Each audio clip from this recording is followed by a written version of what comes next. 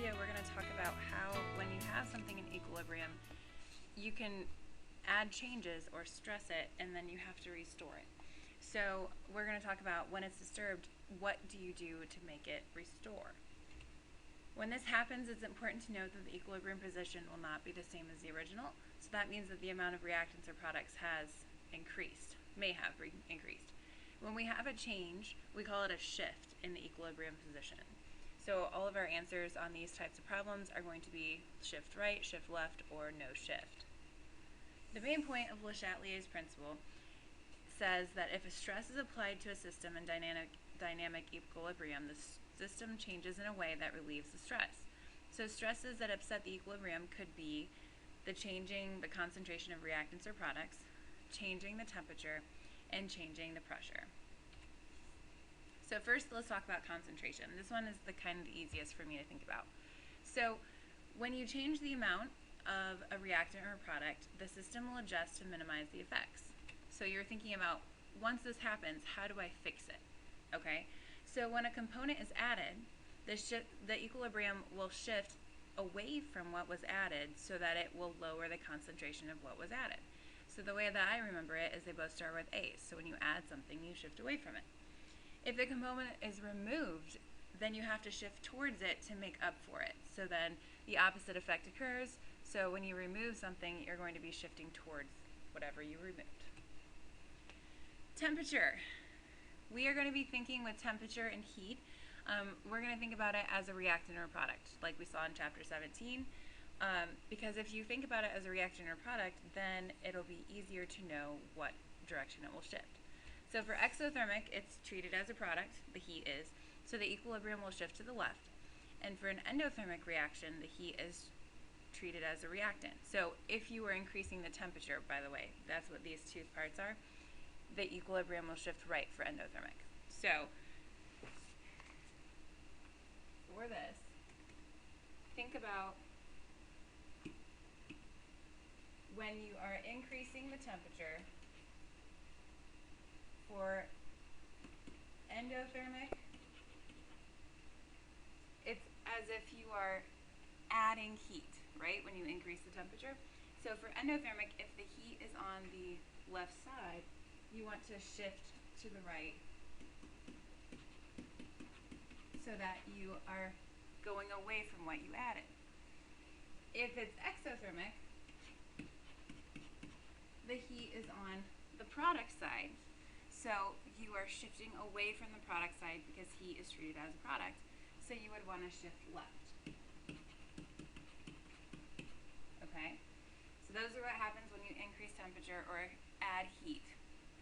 If you want to decrease the temperature for endothermic, decreasing is just as if we were removing of concentration. So if you're decreasing the temperature, you're removing heat, you're taking it away, so you have to shift towards it.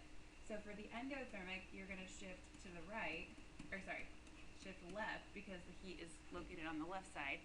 And for exothermic, you're going to shift towards it on the right side. Okay, so just treat heat as a reactant or a product, and then think about our last rules of add, shift away, remove, shift towards. Okay, the temperature is one that's hard for me to think about too. And then the last one is pressure. For pressure, we know that pressure is inversely proportional with volume. So a shift will only occur to change pressure or change volume if there's an unequal number of moles or molecules of gas on each side of the equation. So I have this equation here just to help you out to see how something can be uneven. So if you look at the reactant side versus the product side, for the reactants, we count up the coefficients, right? So we have 1 plus 3 gives us a total of 4 molecules on the reactant side versus 2 on the product side. So in this case, since there is an uneven number of molecules, there will be a shift. If it would be equal, like 2 and 2, then no shift will occur. Okay? So when we're shifting for pressure, if you are increasing the pressure, you want to shift to the side with less volume or less molecules. And that's because they're inversely proportional. So if you want to increase the pressure, you have to decrease the volume, or decrease how much is in there, okay? And then if you are decreasing the pressure, it's opposite. You want to shift to the side with more. So this is a case-by-case basis where you have to look at what are reactants and products that are in gaseous form, and then decide from there how the shift will occur, okay? So let's do example 2 to practice all of these different scenarios. So we have our equation PCl5 plus heat yields PCl3 plus Cl2, okay? We're going to kind of go out of order here, but because A and D are talking about concentration, so we'll do those first. So for A, Cl2 is added. Well, we just said that when you add something, you are going to shift away from it, okay? So this is saying that we are adding the Cl2, which is a product. So if we're adding something to the product side, we need to shift away from the product side. So the answer is going to be, we are going to shift to the left. And you can write an L, you can write out the whole word left, or you could draw an arrow pointing in the left direction. All of those would be good answers.